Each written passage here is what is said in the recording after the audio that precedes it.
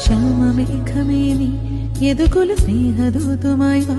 ഇതുവഴി കാളിന്തി തടത്തിൽ ഹരിയൊരു പ്രേമഹർഷമായി अपना नाम